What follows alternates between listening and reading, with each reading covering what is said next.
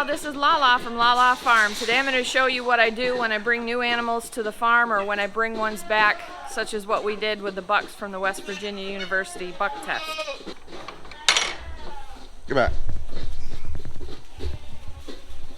Damn, they stink. This is fresh from yesterday. Woo. So as you know, we've brought our 4 bucks back from the West Virginia University buck test. While they were up there, towards the end we got notification that they had a little bit of a respiratory virus going through because of all the rain and stuff that they had had up there. So originally they just treated the ones that had symptoms, and then the second round they ended up treating everybody.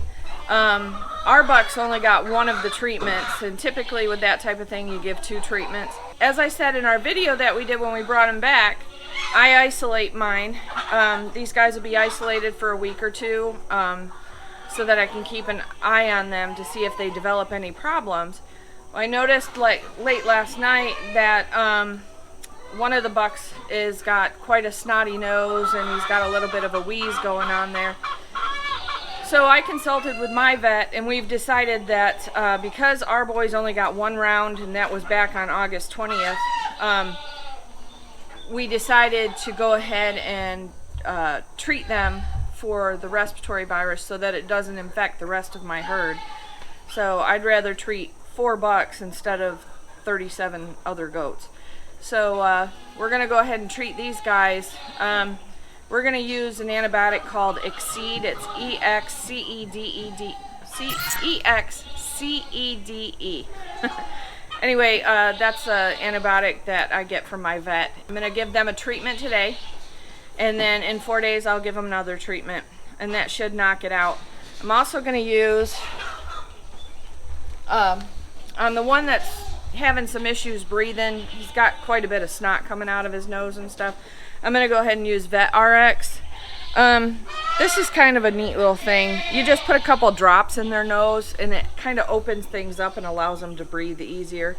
So I keep this on hand just because of that. It's just, it doesn't go bad and it just sits in there, and it's all natural. So I'll just go ahead and put a couple of drops of that in his nose, so you'll see me do that too. Other than that, they're healthy, they're eating, they're doing really well. So the dose is calculated by weight, right? Yeah, the dose is calculated by weight. This specific antibiotic you give, this is what it is, and you give 1.5 cc's per 100 pounds. So what I did is I went ahead and got all their weights, and then I calculated it before coming out here so I know how much to pull for each one. So, and this is kind of thick, so I use an 18 gauge needle. So you'll see me doing that too. I'm not going to be processing these guys, so I'm not concerned about any withdrawal time. I'm going to be getting everybody's temperature as well while we do this. Hi, bud. So. Morning. This is the one that's been showing symptoms. He's got a lot of snot coming out, stuff like that. Dinar over LaLa. Huh? He's normal.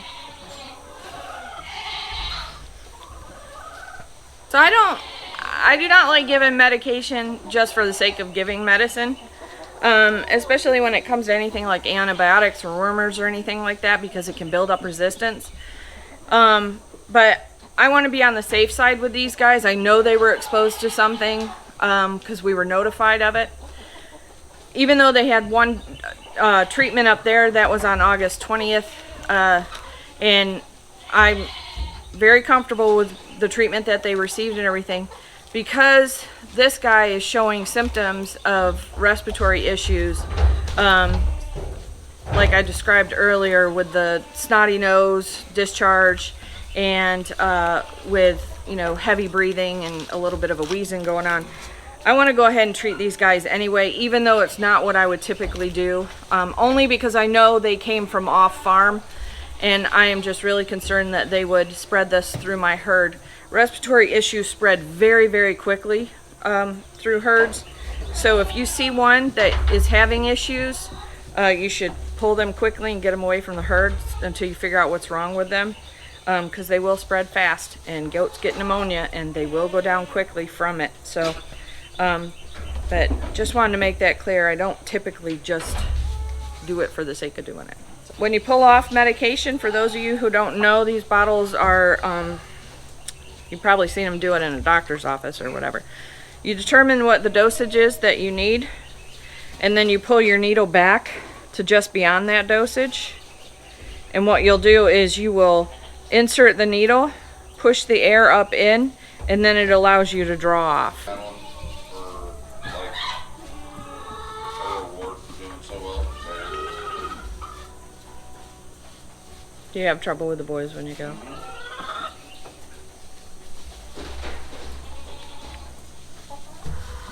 Okay, so this is given under the skin. Subcutaneous is what it's called. What you do is you pull the skin up into a tent, you slide this in the side, and then you inject it under the skin. Intermuscular, you actually go inward into the muscle. This you just go under the skin to give it. So all I'm going to do, he's got really thick fur, and not only is it thick, it's disgusting because they've been peeing on himself. So pop this up, put it in under the skin, just like that, and then just inject it. I always make a note of what side that I give injections on.